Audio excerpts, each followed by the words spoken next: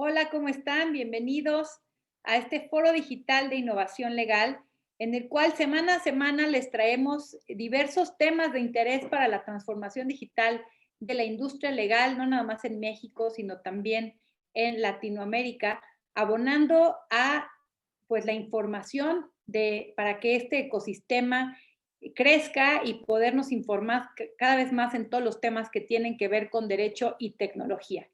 Hoy tenemos un tema, pues, muy interesante, que sin duda creo que es de los temas que está más avanzado en esta fusión del derecho y la tecnología, que es el tema de fintech. Fintech, las tecnologías financieras, que precisamente tenemos desde hace 3 años la ley fintech en México, gran polémica que se suscitó cuando se comentó con la ley, muchos debates que empezaron, también abrieron pues debates importantes en el ámbito del abogado digital, como de si debemos regular las tecnologías, si no, si teníamos que tener una ley específica para estos temas, porque en otros países también avanzados, pues se regulan a través de leyes o conceptos que ya existen, como códigos de comercio, etcétera, ¿no? Pero bueno, México saca su ley fintech, eh, poniéndose estas grandes, pues esta gran celebración de que es un país de los primeros países en contar con esta regulación. Y ya llevamos 3 años y también hemos escuchado mucho pues de que ya las empresas empiezan a tener que registrarse, empiezan a tener que hacer sus procesos frente a la Secretaría de Hacienda y Crédito Público y todo abogado digital, independientemente que nos dediquemos no a el tema financiero, pues debemos de saber qué es lo que está sucediendo en México con este tema. Y por eso hemos invitado hoy a Lisette Neme Bechara, quien es socia de Instrag, que es pues un despacho, una consultora en todos estos temas, pero no nada más, a mí me encanta el perfil de Lisette, porque no nada más es una brillante abogada, sino que además ha estado en todas las trincheras y tiene una perspectiva integral porque pues trabajó en White and Case, en despacho, luego laboró también en empresa, estuvo en el área legal de Fiat Chrysler. Posteriormente fue invitada a la Secretaría de Hacienda y Crédito Público precisamente para diseñar y redactar la ley FinTech. Así que les traemos de primera mano a una de las brillantes mentes que estuvo frente a esta ley y estuvo pues trabajando un buen tiempo en la Secretaría de Hacienda, en banca de inversión, etcétera. La verdad es que les podría aquí leer todo el día el currículum de Lisette, pero pues te agradezco muchísimo, Lisette, que estés aquí con nosotros y bienvenida. Al contrario, Janet, muchísimas gracias por la invitación, por el espacio y espero poder aportar un poquito en este tema. No lo dudo, claro que sí. Pues, oye, platícanos, ¿en qué vamos? ¿Cuál ha sido? Digo, ya está muy sonado el tema fintech, ya sabemos la mayoría, pues, qué son las fintechs, pero me gustaría que nos dieras una breve explicación de cuál ha sido la evolución del ecosistema fintech en México en estos 3 años. Sí, claro que sí, con muchísimo gusto. Que de hecho me gustaría compartirte pantalla porque se han hecho varios radares en torno a cómo ha crecido el ecosistema en México y lo que más me gusta de estos radares es que no nada más te muestra los números, sino te muestra todos los sectores que abarca FinTech, ¿no? Porque en México, como tú bien dices, tenemos una ley, ¿no? Y estamos por cumplir los 3 años de esa ley, pero en esa ley no se reguló todo, ¿no? Que también tocas un gran punto. Oye, ¿por qué se reguló? ¿Qué se reguló y por qué en una ley, no? Entonces, si quieres, déjame compartir la pantalla para que puedan ver justamente estos diferentes radares, creo que así se va a ver mejor.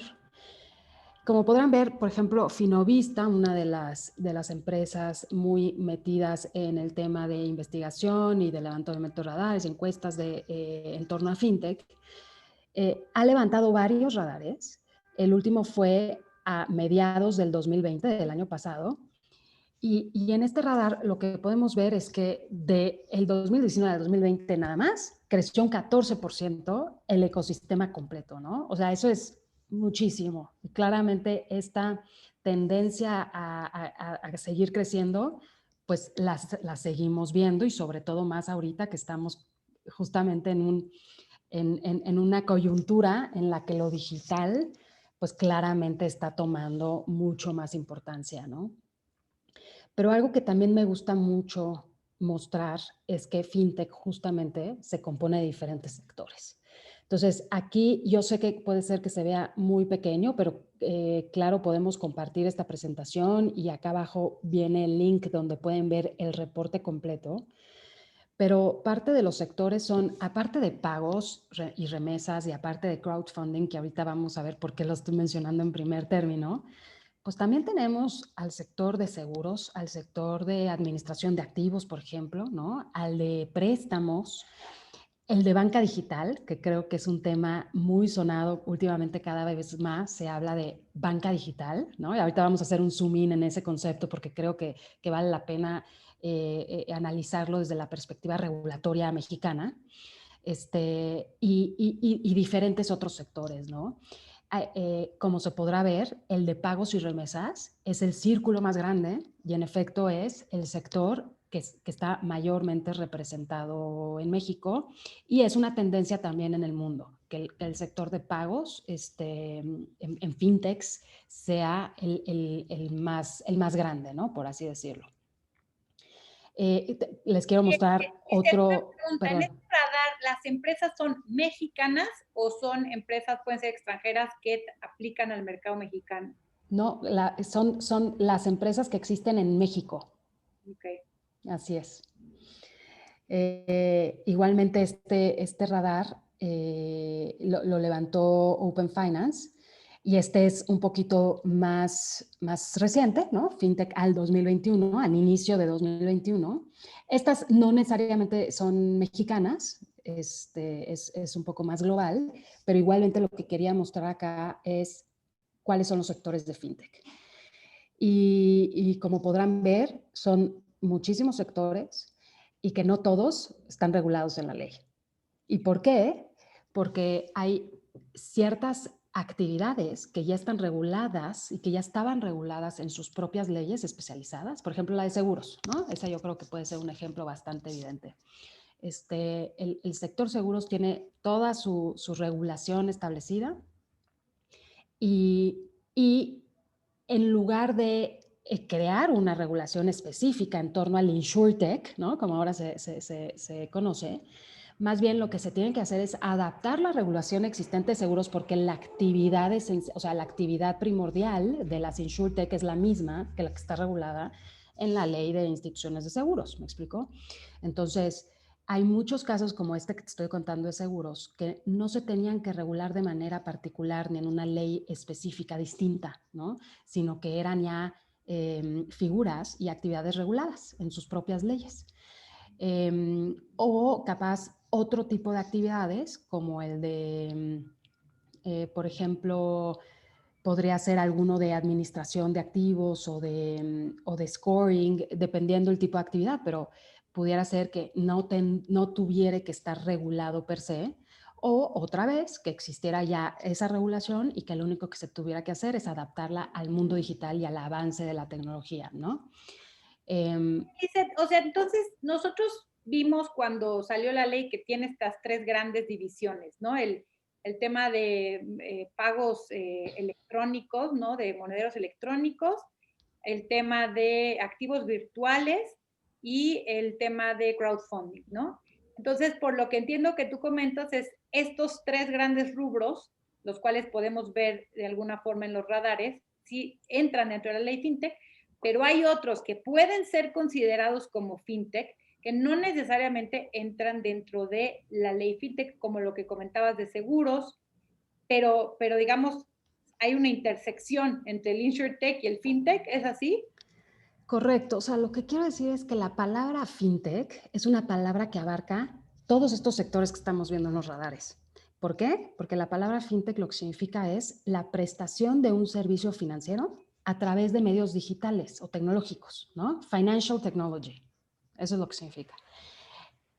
¿Qué es un servicio financiero? Es todos los que se te puedan ocurrir, ¿no? Que tradicionalmente se conocen como servicio financiero, que incluye seguros, que incluye administración de activos, que incluye trading, ¿no? O sea, todo el sector bursátil, que incluye préstamos, burós de crédito, etcétera, ¿no? Pero resulta que existen dos sectores, o, bueno, tres, que tú acabas de mencionar los tres, el de pagos, ¿no? Que es una figura nueva que se llama instituciones de fondos de pago electrónico, que existe el crowdfunding, que es un financiamiento colectivo, ¿no? Y que existen los activos virtuales, como les llamamos en la ley, o monedas virtuales o cryptocurrencies, que en ningún lado estaban regulados como instituciones particulares que se dedicaran a esto, ¿no? Ahorita, si quieres, entramos mucho más al fondo de qué tipo de actividad se regula y por qué se está regulando de manera individual. Pero sin duda también tienes un gran punto en el sentido de decir, ¿y por qué una ley, no? Y no se reguló capaz en la ley del mercado de valores, si el crowdfunding ¿no? Puede ser muy similar a una oferta de valores. Y esas discusiones son súper válidas y se tuvieron al momento de hacer la redacción de la ley FinTech, pero pues, se tomó esa decisión, no porque una fuera mejor que otra, sino porque se tomó la decisión de incluir estas figuras nuevas en una ley particular. Y en adición, quiero hacer especial mención a la banca digital, ¿no? Porque muchos acá conocerán que pues, la actividad de banca, ¿no? Las instituciones de crédito siempre han estado reguladas, ¿no? Entonces tú dirías, estas entidades que aparecen aquí, lo que están solicitando o tendrán que solicitar es una licencia bancaria. Y es una excelente pregunta, ¿no? Porque lo que te define qué tipo de licencia solicitar son las actividades que llevas a cabo, ¿no? Entonces, acá, por ejemplo, podrán ver, capaz, dos que pueden conocer de manera muy rápido. Albo, que es una fintech que se publicita, ¿no? Y se marketea de manera tradicional como un banco digital. Y hasta abajo, o sea, Albo lo encuentran arriba, ¿no? Del circulito. Y Cubo Financiero lo encuentran acá abajo. Y Cubo Financiero es una institución tradicional con una licencia tradicional. Y entonces dices, ¿por qué están dentro de este sector de banca digital, ¿no? Cuando Albo, perdón, no hice la aclaración, Albo, aun cuando se marketea como un banco digital, en realidad está persiguiendo una licencia fintech, una licencia de IFPE, Institución de Fondo de Pago Electrónico. Y Cubo Financiero, la licencia que tiene y ha tenido desde antes de la creación de la ley FinTech es de una SOFIPO, Sociedad Financiera Popular, que es una de las varias figuras que tenemos reguladas de manera tradicional en el sistema financiero, ¿no? Pero el común denominador de todas estas es, uno, que su modelo de negocios es digital, ¿no? Y dos, que lo que transmiten como parte de su modelo de negocios es capaz servicios integrales que se asimilan a un banco, ¿no? Pero no necesariamente realizan las actividades que realiza un banco, o sea, para las cuales necesitarían una licencia bancaria. Entonces, justamente lo que les quiero comentar o transmitir o que se queden en la cabeza es, antes de poder decir qué tipo de licencia pueden perseguir o necesitan solicitar para poder dar el servicio, tenemos que conocer de manera súper clara qué actividad realizan, qué servicios quieren dar para poder dar las asesorías adecuadas en cuanto a cuál es la licencia que más encaja en el modelo de negocios de cada una de las empresas. Perfecto. Si quieres voy a dejar Mira de que se me hace compartir. chistoso, pero esta de banca digital pensaría uno que iba a ser de las más grandes como fintech y no. Realmente lo que dices, lo que más se usa es para tema de remesas, ¿no? Pagos y remesas, es correcto. Ese es el sector más grande. Oye, y ahí te voy a hacer una pregunta que no me puedo aguantar porque el tema de banca digital creo que pues muchas empresas pues ya lo empezamos a usar, ¿no? Primero por el tema de la facilidad de abrir una cuenta, ¿no? O sea, yo sí te puedo decir, recientemente he abierto, híjole, abrir una cuenta en un banco es un dolor de cabeza, ¿no? Además de que con pandemia y todo, y no existe la posibilidad de firmar digitalmente, tienes que al final terminar yendo al banco, las colas, y de pronto abres una cuenta en una fintech y no necesitas ni estar ahí, en 5 minutos la abres, te llegan las tarjetas por correo, en verdad es algo increíble, ¿no? Pero a veces sí he escuchado mucho esta duda de, bueno, ¿cómo está también el tema fiscal, ¿no? Porque, por ejemplo, hemos visto que en los bancos, bueno, obviamente ya te piden todo tu RFC y todo, ¿no? Para el tema fiscal. De pronto vimos el tema de PayPal, que pues usabas PayPal y hasta que un día PayPal te dijo, todo tu dinero ya no lo puedes tener ahí en la nube, lo tienes que pasar a tu cuenta bancaria con sus obvias implicaciones fiscales, ¿no? Yo sé que estamos entrando un poco a un terreno fiscal, pero sí es una duda que pasa mucho, oye, ¿y qué sucede? O sea, estamos en un limbo todavía un poco fiscal con estas otras fintechs, ¿no? Porque, y corrígeme si no es así, pero PayPal más bien es un medio de pago que es diferente a una fintech, ¿no? Este, pero ¿en qué terreno estamos parados para la audiencia que nos escucha en este aspecto? Mira, qué buena pregunta. La verdad es que el tema fiscal fue una de las tantas motivaciones que tuvo o sea, cuando se identificó la necesidad de regular a este sector, ¿no? O sea, existían estas actividades, existían estas plataformas y lo que no existía era una regulación específica fiscal, ¿no? Entonces, no había certeza fiscal, no se sabía qué tipo de reglas había que cumplir, no se sabía quién tenía que emitir las facturas, no se sabía si se le aplicaba IVA, ISR o cualquier otro impuesto, etcétera, ¿no? Lamentable, o sea, este tema cae dentro del ámbito fiscal, como tú bien lo mencionas, ¿no? Pero lo que sí te puedo decir es, actualmente no hay una regla específica que aplique y que te diga, si tú tienes tu dinero en una IFPE o en crowdfunding y ganas rendimientos en una crowdfunding, ¿no? ¿Cómo se debe de acumular ese ingreso? Si la plataforma de crowdfunding te puede expedir los comprobantes o no, o tiene que ser la persona, los que están interactuando de manera directa. Todas esas reglas especiales no existen. Lo que sí te puedo decir es, te tienes que ir a lo seguro, ¿no? Y a lo seguro es aplicar las reglas que hoy existen, porque sí creo que como está regulado hoy el tema fiscal, sí lo puedes aplicar a estas actividades, porque en realidad estas actividades, estos servicios, pues sí creo que sí los podemos encontrar en la regulación fiscal. Definitivamente yo no soy fiscalista, entonces esto también valdría muchísimo la pena escuchar una opinión de un fiscalista, pero lo que también te digo es, creo que sí existe una iniciativa y una necesidad de regularlo de manera específica, dar mucho más claridad a las plataformas, sobre todo, que dan estos servicios para poder, pues literal, jugar en lo seguro, ¿no? Y más ahora que pues, estamos en un ambiente político en el que también se está dando mucho énfasis y mucho interés en la recaudación y ¿no? En la digamos, en la mitigación de la evasión y la ilusión fiscal. Entonces, yo te diría, definitivamente no es como que si no hay una regla especial, no debes de pagar tus impuestos. No estamos ahí. Más bien es hoy busquemos cuál es la regla que le podría aplicar a lo que estás haciendo y apliquémosla hasta en tanto no exista una regla específica. No, totalmente. Ahora sí que desde el deber ser, pues todos sabemos que pues, se deben de pagar impuestos, ¿no? Pero sí es importante simplemente conocer pues cuál es el estatus, ¿no? En el que está.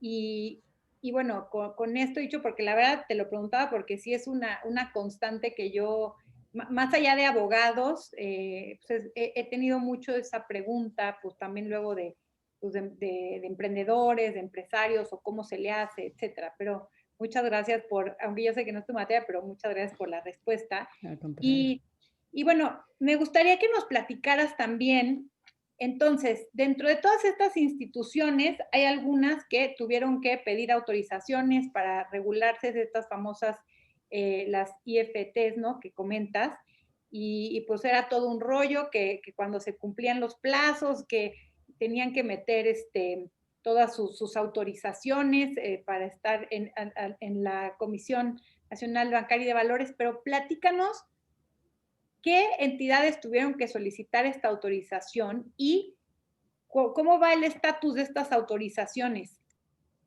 Sí, justamente como mencionábamos y adelantábamos un poquito, eh, existían, ¿no? Antes de la creación de la ley, dos figuras que no se sabía bien qué tipo de actividad y si era y si es que era una actividad de las reservadas, de las que ya estaban reguladas en otras leyes financieras. Se identificaron que eran dos entidades que sí estaban realizando una actividad que si se concluía que era una de las ya reguladas, pues definitivamente se les tenía que poner la sanción de estar realizando una actividad reservada sin autorización, ¿no? Como lo que te decía más o menos hace rato.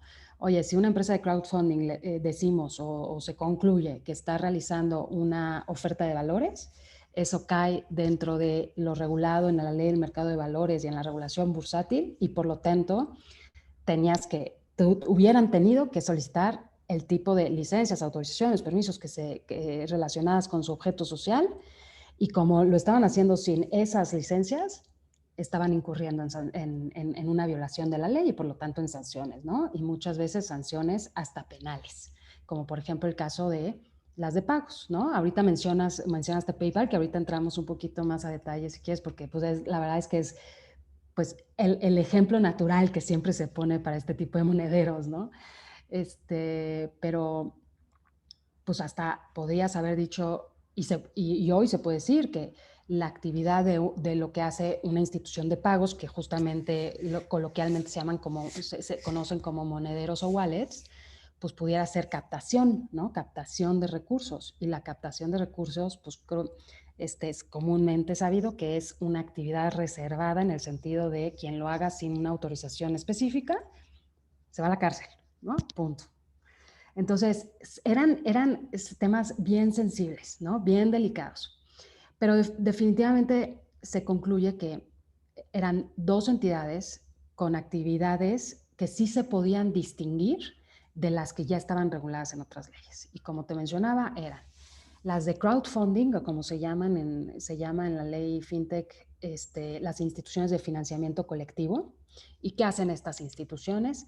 Pues prácticamente son plataformas, ¿no? O sea, a través de la tecnología ponen en contacto a las personas que por un lado son solicitantes de recursos, o sea, que buscan financiamiento de algún tipo, y por el otro lado, aquellas que quieren dar esos recursos, o sea, que están dispuestas a prestar el dinero.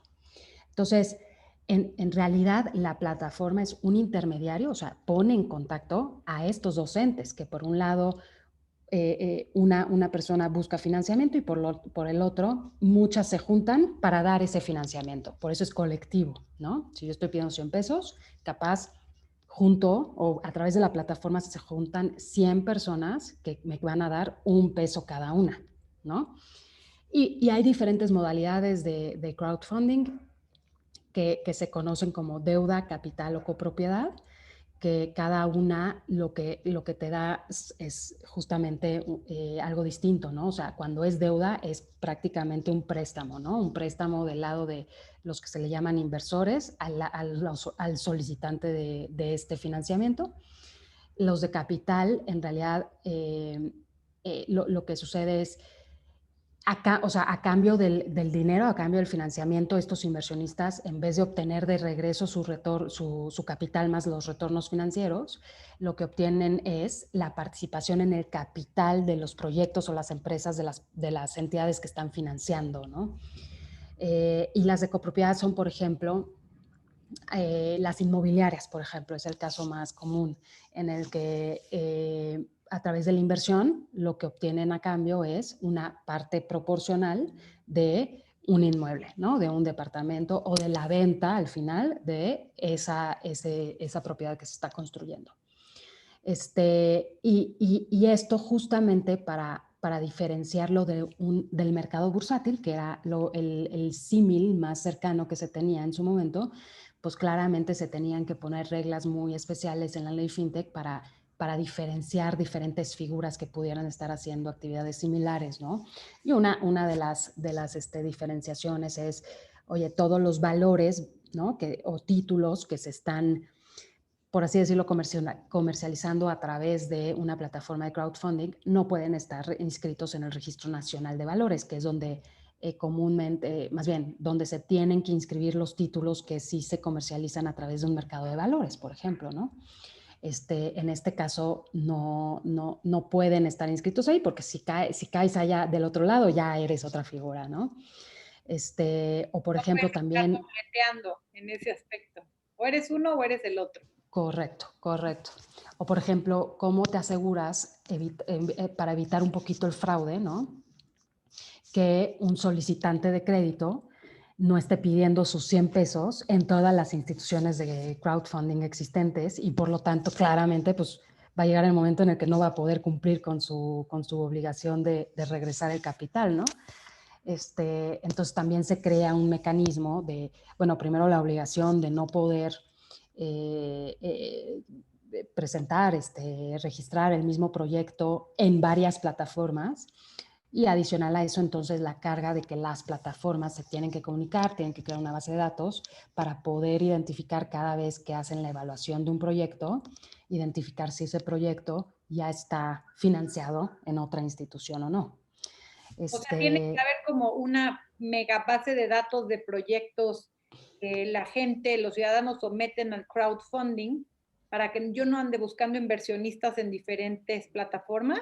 Correcto, correcto, para evitar justamente la defraudación, ¿no? Que es lo más común. O sea, lo que podemos ver ahí es evitar que estés jugando con el solicitar recursos por todos lados y al final es nada más para obtener esos recursos sin ningún interés serio en particular.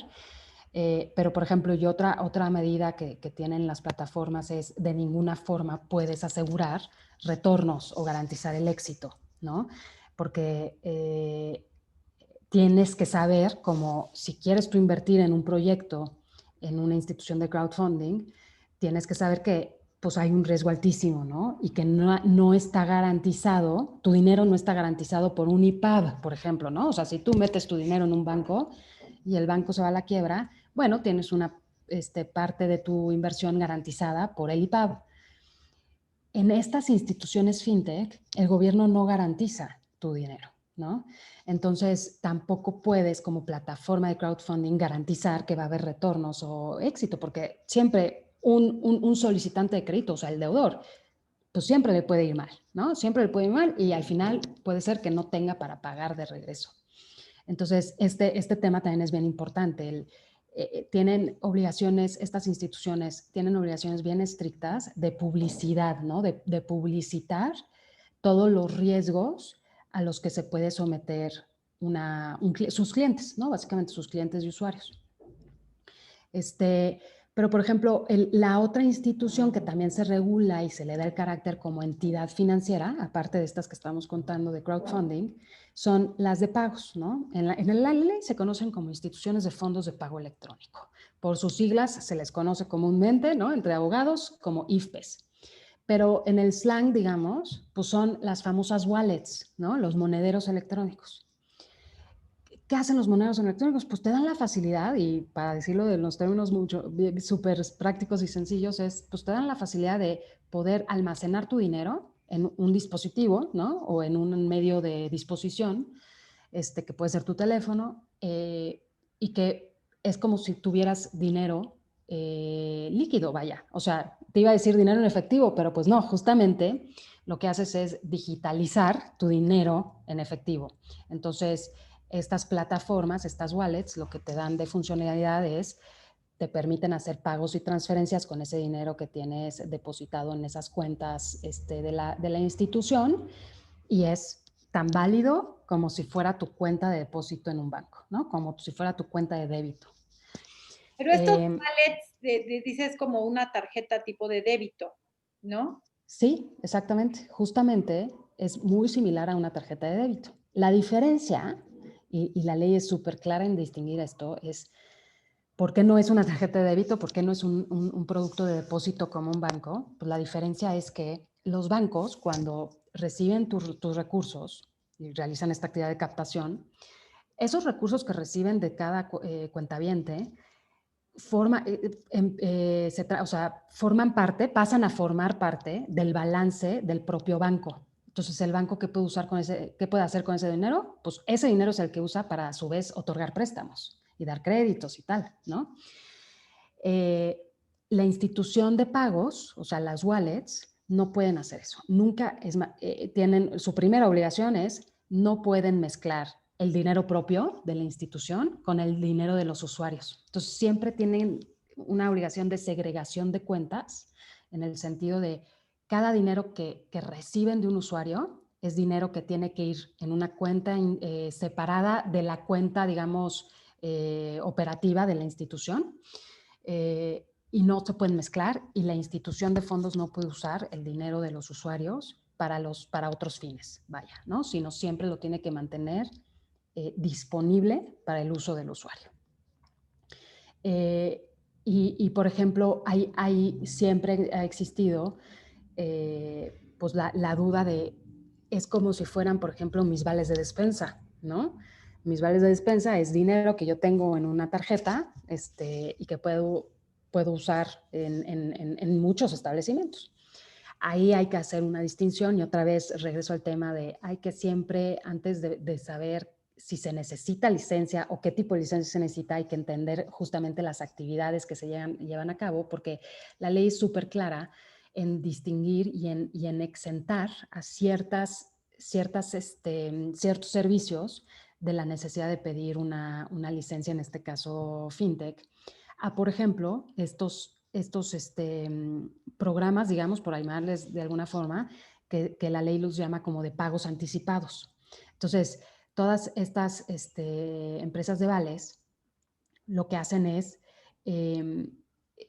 depositar, ¿no? Claro, cierto dinero en una tarjeta, pero la diferencia es que solo lo puedes usar en las instituciones que están afiliadas al programa, por así decirlo, ¿no? Entonces es un número restringido de entidades y de comercios afiliados, y aparte nunca vas a poder sacar en efectivo ese dinero, ¿no? En lo que le llamamos cashback o cash out.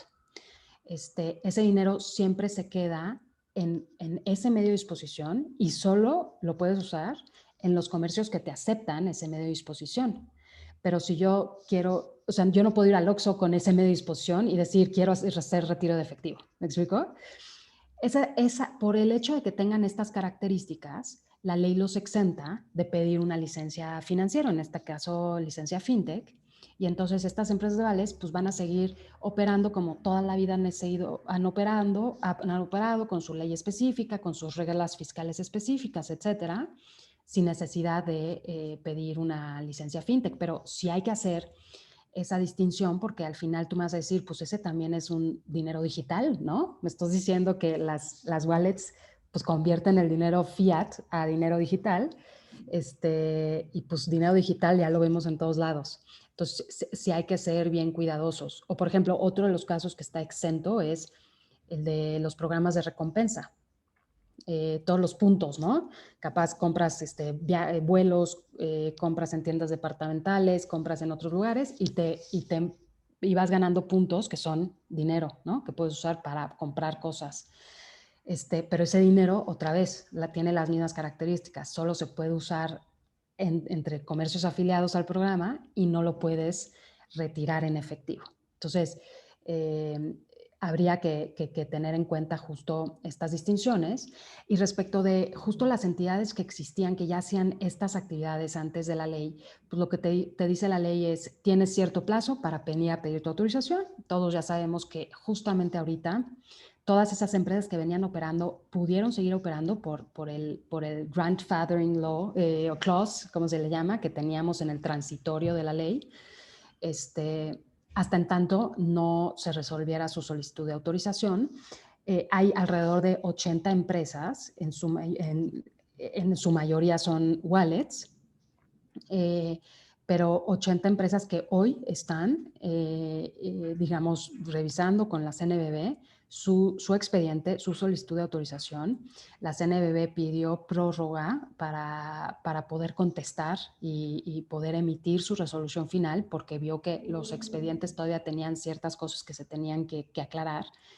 Entonces, creo que podemos decir, y espero ya esto se cumpla, que en este primer trimestre tendríamos que estar viendo las autorizaciones ya, digamos, de todo este universo de 80 entidades que ya venían operando antes de la ley. Actualmente hoy solo existe una institución que se adelantó en los tiempos, pidió su autorización antes de que se venciera el plazo legal, y ya existe esta entidad con una autorización de wallet, de IFPE, ya operando en el mercado mexicano, pero solo tenemos una de 80 que eran las que existían antes de la publicación de la ley. Todas las que quieran operar o que vengan a México ya ahorita, o sea que es después de la publicación de la ley, no pueden empezar a operar hasta en tanto no presenten su expediente y no obtengan la autorización correspondiente.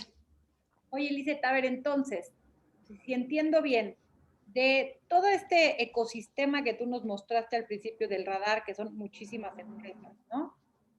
No todas, como vimos, aplican a la ley FinTech, ¿no? Es simplemente las que aplican a la ley FinTech son las que tuvieron que pedir autorización y tú nos dices, son estas o de crowdfunding o estos wallets, ¿no? De todas esas, entonces, que ya operaban antes, únicamente 80 pidieron registro de autorización, de los cuales ha sido otorgado uno. Los otros 79 siguen en veremos, estamos viendo el registro y puede seguir operando, ¿no? Entonces, digamos que toda una ley para 80 empresas, ¿tú crees? Bueno, O sea, eso es lo que se ve o cómo funciona en este aspecto. ¿Se prevé que crezcan más o cómo ves esto? qué excelente pregunta, ¿eh? A ver, yo creo que sí, o sea, en principio sí se requería una regulación. O sea, se decidió que era una ley específica en ese momento, pero capaz también hubiera sido probable hacer reformas a la ley de instituciones de crédito y a la ley del mercado de valores y a las reglas relacionadas a estos dos temas. Y ahí se pudo haber hecho la regulación y decir, quien haga este tipo de actividades, pues también necesita una licencia específica, ¿no? Pero sí, sin duda, están haciendo actividades que pueden perjudicar al consumidor, ¿no? Que puede existir riesgos de lavado de dinero, que tienen temas claramente de fraude, ¿no? En las que se tenía que tener una regulación clara, ¿no? Y certeza jurídica para que puedan o seguir operando de la forma en la que lo estaban haciendo o que crezca también el sector, ¿no? Porque muchas veces, digo, habrá los que dicen, qué bueno que no exista ley y quiero seguir yo operando en los grises, ¿no? Pero hay otros que dicen, no, es que yo necesito certeza jurídica, capaz algunos que estén operando en el exterior, ¿no? En otros países, que dicen, no, pues es que a mí no me interesa el mercado mexicano porque no hay certeza jurídica, ¿no? Y en cualquier momento capaz me pueden decir que estoy violando las leyes y no sé cuáles leyes, ¿no? Y entonces todo este ambiente de certidumbre jurídica creo que era bien importante establecerlo porque FinTech pues vino para quedarse, ¿no? Es algo que no existe nada más desde el 2018, sino que viene existiendo desde mucho antes en el mundo, ¿no? Obviamente México no se quedó atrás. México es el hub de Latinoamérica, ¿no? En cuanto a representación de FinTechs. Está muy cercano y va muy de la mano con el crecimiento tanto en Brasil como en Colombia, pero pues sí, en su momento veíamos que o las que se acercaron o las que se quedaron operando en México una vez que se emitió la ley, pues fueron 80, ¿no? Pero eso no significa que no van a venir más empresas o se van a crear más empresas mexicanas a las que les va a aplicar la ley FinTech. Entonces, y en realidad, a ver, si estamos hablando de 80 fintechs, pues al final son más que los bancos autorizados hoy en México, ¿no? O sea, hoy tenemos, creo, 50 o 51, si mal no recuerdo, bancos autorizados en México. Y ya pues con 80 fintechs ya estamos excediendo ese universo claramente. Entonces, sí, sin duda yo creo que, veamos si las 80 se quedan con la autorización o si algunas van a tener que dejar de operar. Esperemos que ese no sea el caso. Y posteriormente yo creo que ya vamos a empezar a ver varias que van a empezar a presentar sus solicitudes para poder operar en México en un futuro. Y sobre todo todas las que estamos viendo también capaz como que están creciendo muy rápidamente en el Reino Unido, en Asia, en Estados Unidos, que probablemente un mercado de expansión va a ser México. No, pues eso, como dices, estaba escuchando el otro día que ya Bitso tiene 1 millón de cuentas, ¿no? Una plataforma mexicana que de pronto dices 1 millón, imagínate las cantidades también pues de dinero que se pueden mover en esas 80 empresas, ¿no? Entonces, yo ya hace mucho dejé de debatir de si necesitaba una ley o no. Yo creo que al final la hay y pues hay que aceptarla y hay que trabajar con ella, ¿no? Entonces, oye, pero me gustaría ya estamos llegando a la última parte del foro, todavía tenemos temas pendientes, pero que nos platicaras de este concepto que ahora escuchamos de FinTech as a Service, ¿no? O sea, que ahorita ya todo es as a Service, ¿no? El software as a Service, todo esto, que el concepto o el modelo de negocio más bien de renta de espacios, ¿a qué se refiere? ¿Y está permitido en México o cómo está este tema?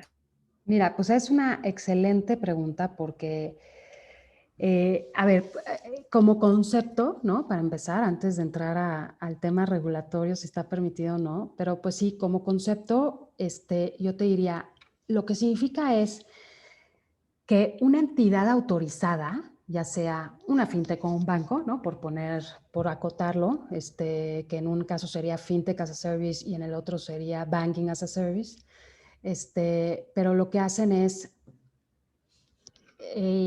digamos, utilizar otra plataforma para que a través de esa otra plataforma se preste un servicio para el cual se necesita autorización y para el que lo tiene este banco o esta fintech.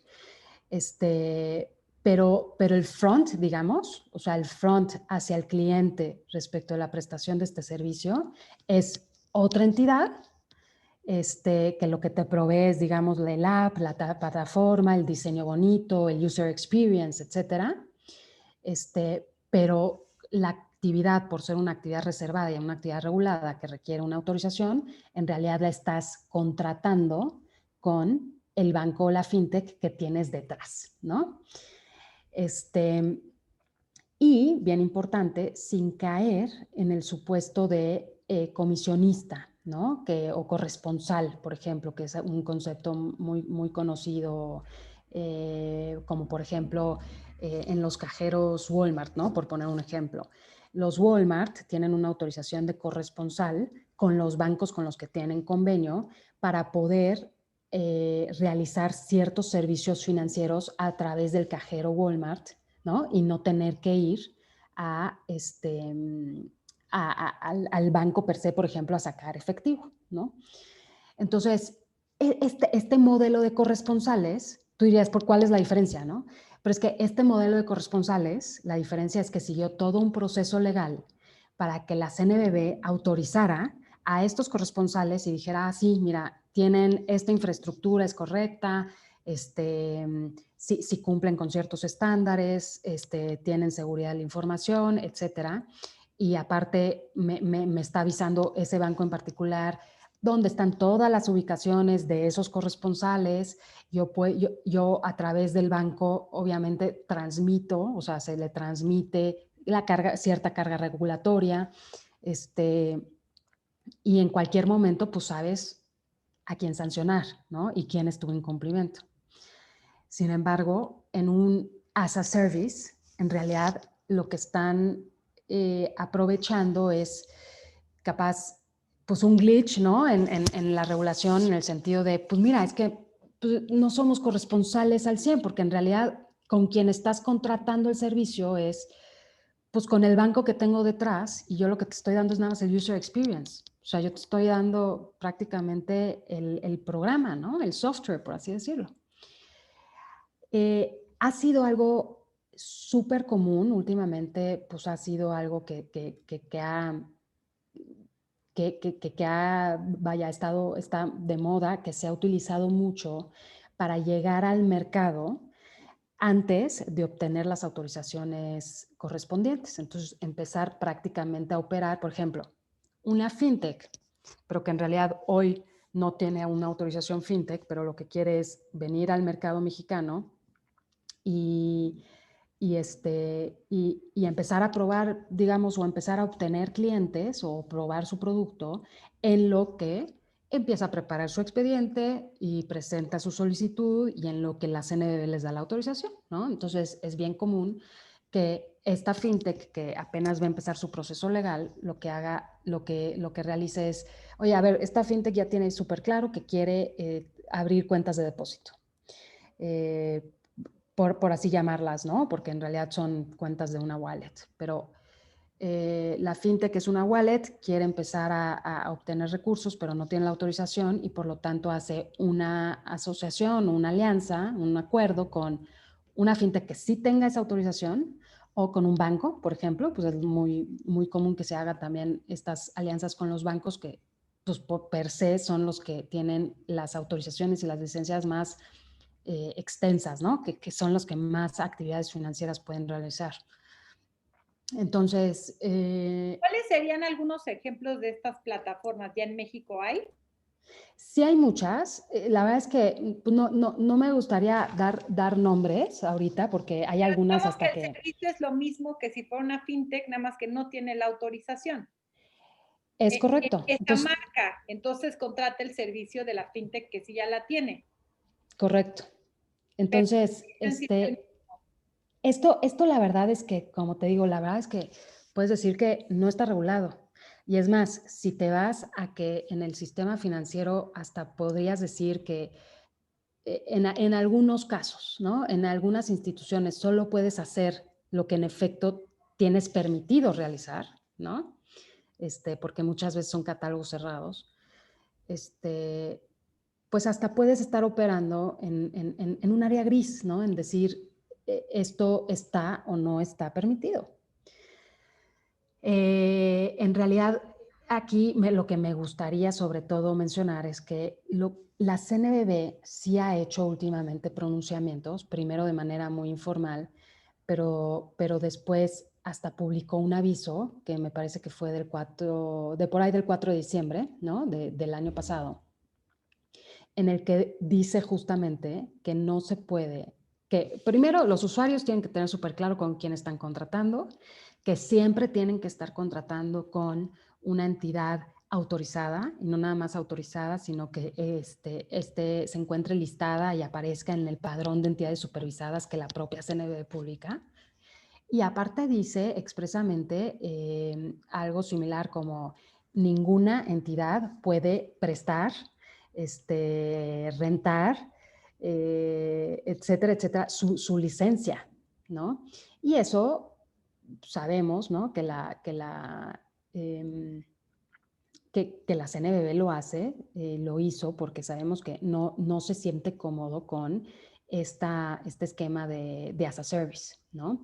Y entonces este aviso se puede interpretar justamente como que está prohibiendo, sin decirlo expresamente, pero que está, o por lo menos limitando, ¿no? Y cada quien pues asumirá el riesgo que quiera asumir, pero sí está limitando oye, si caigo dentro de, es que me están rentando, me están prestando, me están compartiendo una licencia, ¿no? Y no estoy actuando dentro de los esquemas o modelos que me permite la ley, como este que te comento de corresponsales, ¿no? Pues entonces pareciera que sí estoy actuando en violación de esta postura que ya expresamente, pues dio a conocer la CNBV a través de un aviso, ¿no? Que lo podemos encontrar en el portal. Entonces, va a ser bien interesante ver cómo se va a modificar y moldear este go-to-market, ¿no? Que muchas veces pues se ha hecho bajo estos esquemas, bajo estas alianzas con entidades ya autorizadas en México. Claro, en temas modelo de negocio es fácil, pero pues no es lo ideal, ¿no? Pero como dices, igual es un tema que tocas porque seguro está pasando con varias plataformas ya en la práctica, ¿no? Correcto, correcto. Oye, Lisette, y déjame como último tema, me digo, yo sé que estos son temas que podríamos tener Sí, cada uno un programa solito, pero hay un cuarto concepto que tenemos en la ley, que es de los sandboxes, ¿no? De los modelos novedosos, que pues la verdad es que muchos pues, no ni les entendíamos al principio, ni no teníamos claro como qué tipo de otros modelos novedosos podrían surgir, porque al final es la parte de la ley que deja la apertura a y cualquier otra cosa que ahorita no nos imaginemos que pueda suceder, porque esto está creciendo muy rápido, ¿no?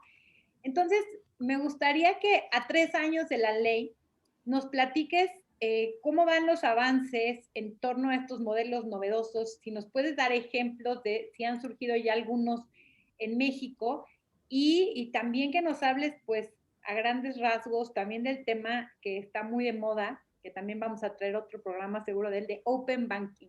Platícanos un poco de esto. sí, por supuesto. Mira, es este tema del sandbox o modelos novedosos, pues es un tema apasionante, ¿no? Porque es justamente donde se muestra el mayor avance e innovación en la prestación de los servicios financieros. Todos conocemos qué es lo que se cataloga como servicio financiero, pero puede ser que ese servicio financiero lo estás haciendo de una forma tan novedosa y como lo define la ley es que no haya sido probado en el mercado mexicano, este, que para lo cual necesitas ciertas excepciones o condicionantes al cumplimiento de ciertas reglas para poder probar ese modelo y para poder identificar si en realidad va a ser exitoso en el mercado mexicano. Y por lo tanto, justamente o puede ser una entidad ya autorizada, que digamos una entidad tradicional financiera y que quiere empezar a probar uno de sus productos o servicios de una forma que antes no se ha visto en el mercado. O puede ser una startup, ¿no? En la que quiere empezar a prestar un servicio, a dar un servicio financiero, pero este servicio financiero lo hace de manera novedosa, ¿no? Donde el mercado mexicano no lo está haciendo de esa forma. Y uno de los requisitos que te pone la ley es para aprobarlo y tienes que identificar estas limitantes o sea, vaya a identificar si hay ciertas excepciones o condicionantes que tienes que pedir al cumplimiento de las reglas. Obviamente justificar por qué necesitas excepciones a ese cumplimiento, pero aparte identificar cuál es el beneficio que en realidad le estás dando a los clientes por la prestación de este servicio de la forma en la que lo quieres hacer y entonces probar esos beneficios, o sea, de alguna forma tener la posibilidad de identificar los beneficios que va a tener los clientes y obviamente limitar el número de clientes que puedes recibir tu servicio, porque eh, todo esto es en un ambiente controlado, ¿no? O sea, lo que te da la autoridad reguladora, lo que te va a dar cuando pidas una autorización de este tipo es una autorización temporal en un ambiente controlado. ¿Controlado en cuanto a qué? En cuanto al número de clientes que puedes, por ejemplo, tener, ¿no? Y también, aparte, pues, durante este tiempo en el que te da la autorización, que pueden ser 2 años prorrogables por un año más, este, tienes que tener un acercamiento constante y continuo con la autoridad y mandarle reportes e ir informándole cómo avanza tu proyecto. Y obviamente tener un plan súper específico en un momento dado, ya cercano al término de la autorización temporal, eh, identificar si pasaste o no pasaste tu prueba, ¿no? Y si sí la pasaste, tienes que tener la posibilidad de empezar pedir más bien la autorización completa, vaya, es graduarse a la figura que en realidad tenías que tener desde un inicio. ¿Y eso qué significa? Tener la posibilidad de cumplir con todas las reglas como si nunca hubieras estado en el sandbox, ¿no? Pero la bondad de esto es justo el que se permite que la innovación pueda aprobarse en un ambiente mucho más flexible, por así decirlo, regulatoriamente, y por lo tanto fomentar el avance y el progreso en el ecosistema financiero en México.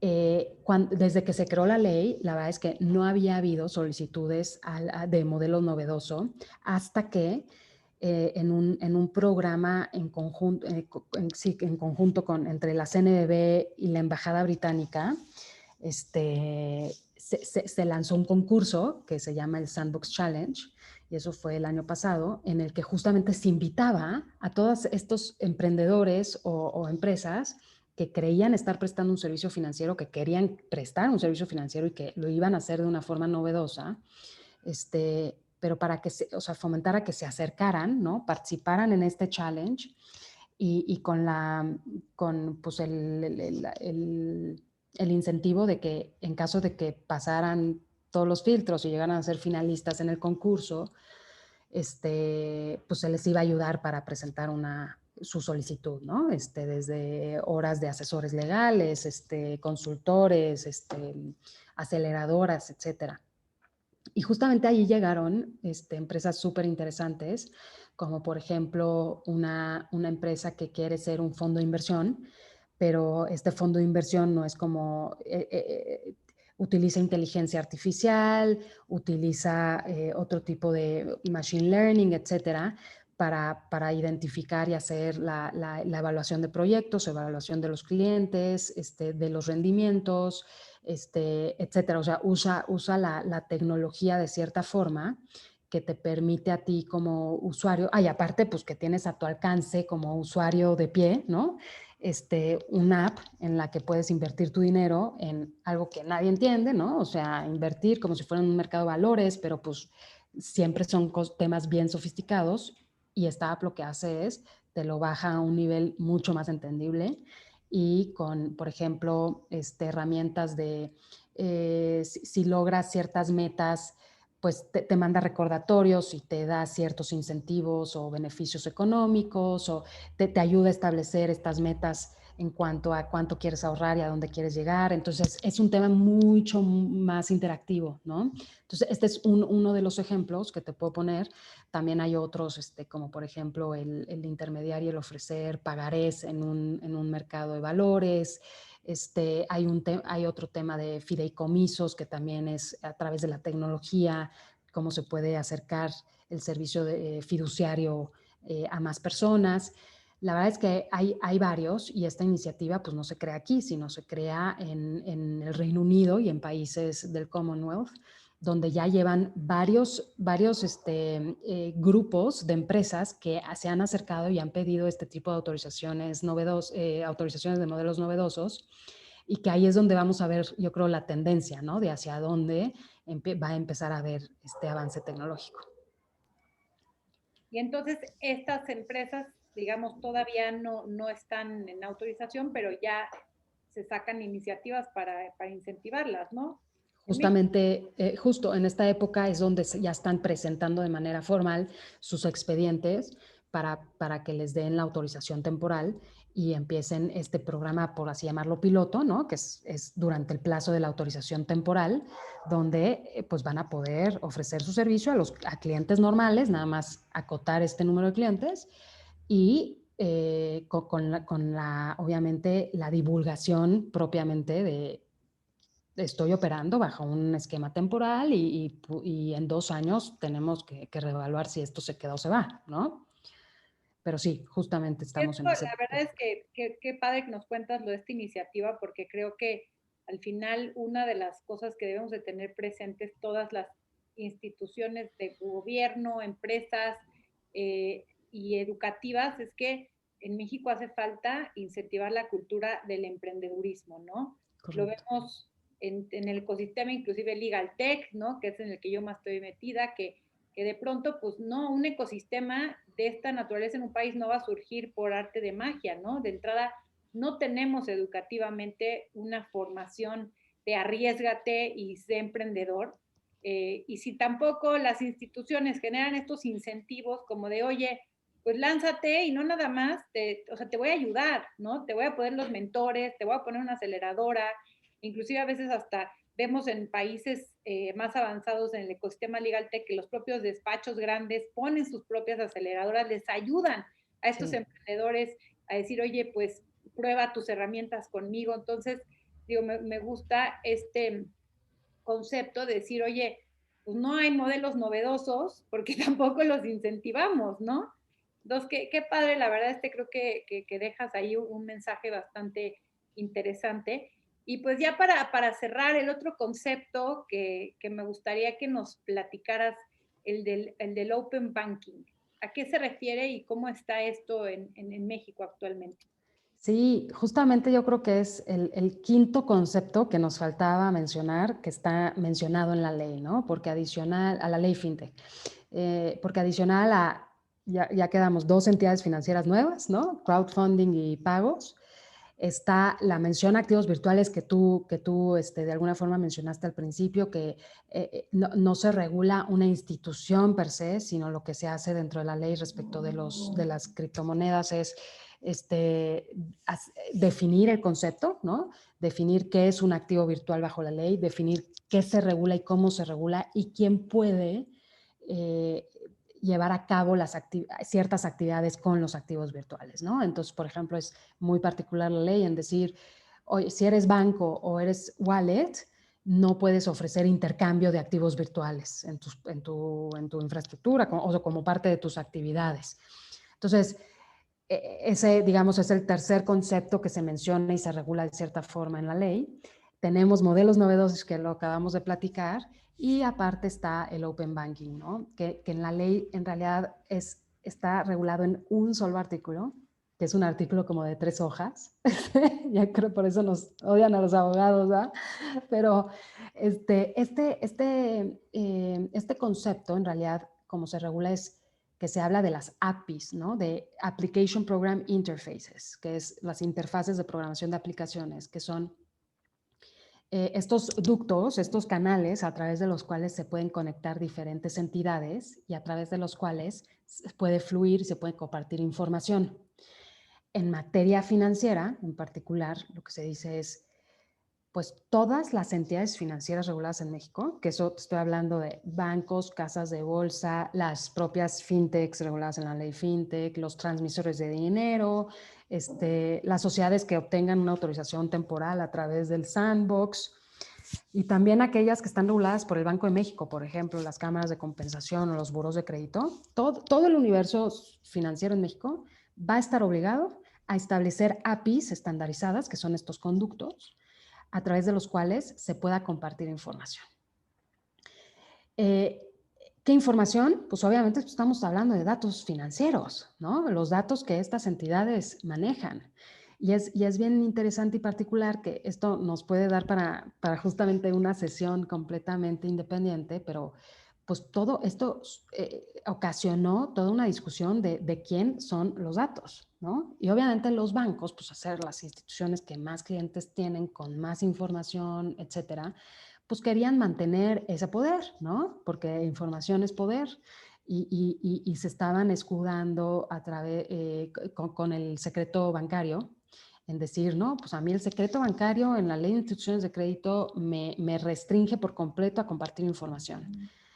Pero pues hay un elemento que no se está tomando en cuenta, ¿no? Que si tienes el consentimiento del cliente, que en realidad es el dueño de la información, pues con ese consentimiento puedes compartir, o sea, no estás violando ningún secreto bancario, ¿no?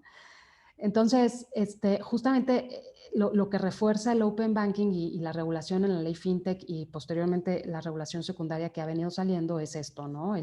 Existen diferentes tipos de información, cada una dependiendo del nivel de agregación o desagregación, pues es el nivel de sensibilidad y de confidencialidad con el que lo tienes que manejar. Pero es información que se va a tener que compartir entre las diferentes entidades a través de APIs estandarizadas, que lo que significa es que la autoridad va a establecer estándares, que es literal cómo tienes que programar esas APIs, para que se puedan obviamente hablar de una forma mucho más fácil y para darle al cliente, al final del día, un servicio mucho más integral y que el cliente tenga a su alcance las herramientas para poder identificar cuáles son los productos que más le conviene. ¿Qué entidad ofrece un servicio que capaz él no conocía o que no tenía el acceso a la información específica para saber que en realidad necesita ese otro servicio, ¿no? El usuario al final también va a poder identificar cómo está haciendo uso de su dinero, ¿no? Cuáles son sus gastos, cuáles son sus ingresos y si tiene posibilidades de pedir otro crédito, ¿no? Y en qué institución. Eso va a ser también, o sea, no nada más la vida más fácil al usuario, a las personas en general, sino también entre instituciones. Yo creo que va a fomentar la competencia, ¿no? Y va a mejorar las condiciones y los productos y servicios que a su vez van a querer ofrecer al cliente, pues obviamente para ganar mercado, ¿no? Para no perder mercado. Y yo creo que va a ser una evolución bastante, yo creo que lenta, ¿no?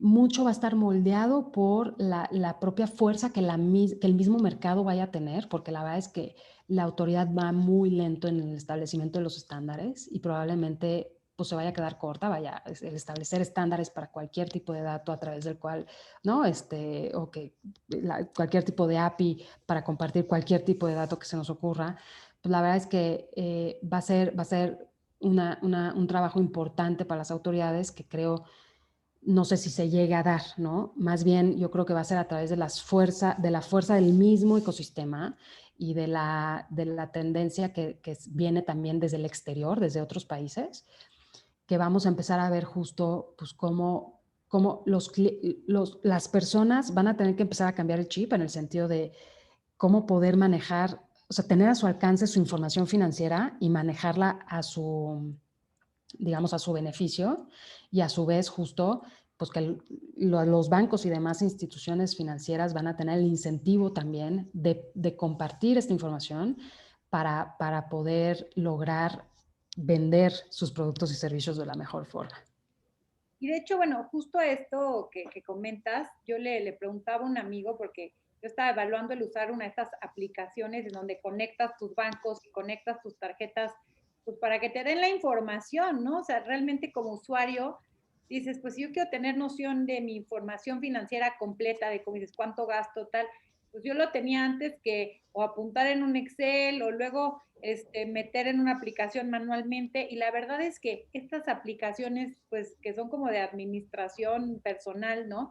Increíble porque conectas tus cuentas y te dan una precisión de información de Sí. cuánto gastas, en qué gastas, cuánto ingresaste y entonces, pero actualmente, como no existen estas APIs, yo tenía que poner el usuario y contraseña prácticamente de mi banco para que se conectara con esta aplicación, ¿no? Entonces, híjole, cuando tuve que hacer eso, yo decía, y aunque la aplicación estaba mega certificada, no es europea y así, le preguntaba a un amigo, me dice, pues mira, eso es lo que pasaría que si tú tuvieras el Open Banking, tú ya nada más el banco daría una autorización para únicamente compartir una cierta información y que no se tuviera, digo, no es que se metan a todas tus cuentas porque no les das autorización de hacer transacciones, pero tampoco está tan específico ese tema de, oye, únicamente quiero que le des acceso a esta aplicación para que te compartas saldos, ¿no?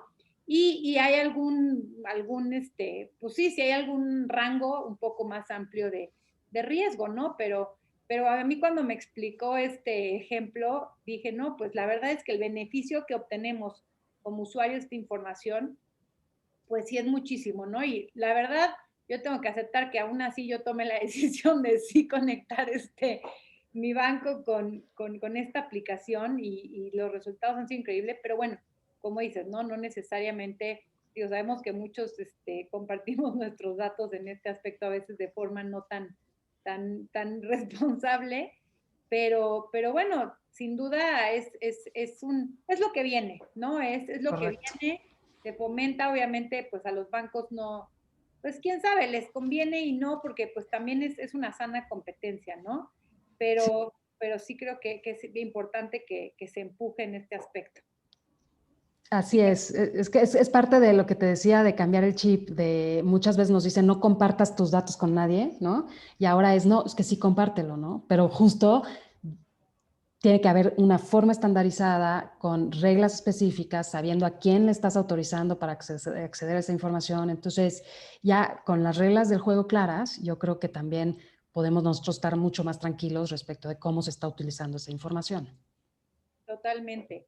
Pues bueno, ahora sí, Lizeth, ya estamos, ya llegamos a la parte final. La verdad es que a mí me encantan este tipo de conversaciones porque otro de los grandes cuestionamientos que surgen es siempre en todas las nuevas materias que tienen que ver con tecnología, que sí regular y cómo regularlo de forma que por un lado le podamos dar certeza al usuario, pero que no tampoco seamos tan quisquillosos y minuciosos como para parar la innovación en este aspecto.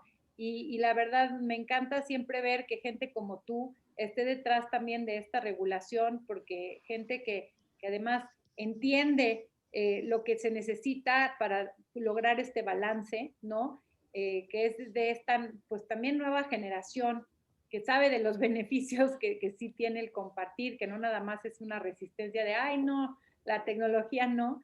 Entonces, pues qué bueno que estés ahí empujando esto, porque sin duda creo que el sector fintech es uno de los grandes referentes que, pues, que va a la vanguardia en todo, ¿no? En regulación, en desarrollo de startups y que le seguirán en este ecosistema, pues el EdTech, ¿no? La tecnología en la educación, la tecnología en los seguros, el legal tech, la tecnología legal. Entonces, sin duda, pues también nosotros que vemos muchos temas de legal tech, tenemos mucho que aprenderle al ecosistema fintech. De hecho, ya también se empiezan a hacer estos mismos radares o mapeos similares a los que hubo en fintech del ecosistema legal tech, ¿no?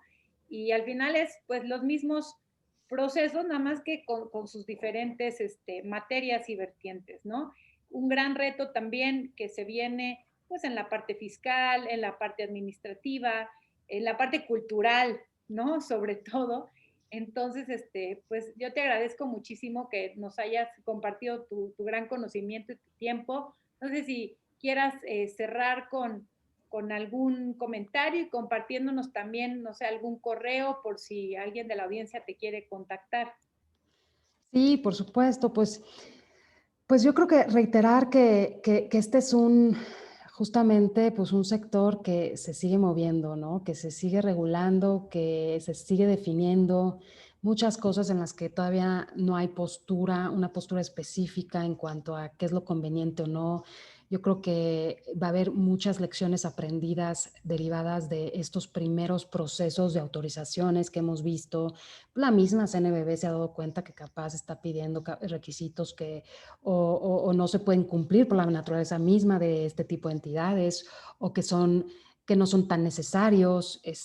Y ahí otra vez entra luego la disyuntiva de no, pues es que tenemos que tener un level playing field porque pues, ¿no? Como le haces con todas las otras entidades. Vaya, es un sector muy nuevo que se sigue moldeando, que se siguen definiendo muchos temas y yo creo que eh, todos los que participamos en esto, va a ser súper valioso el poder aportar lo que se pueda, si se pueden tener acercamientos con las mismas autoridades, si se puede ir identificando mejores prácticas, porque pues a partir de aquí, esto es lo que le va a servir de base al ecosistema que decíamos que va a estar en crecimiento, ¿no?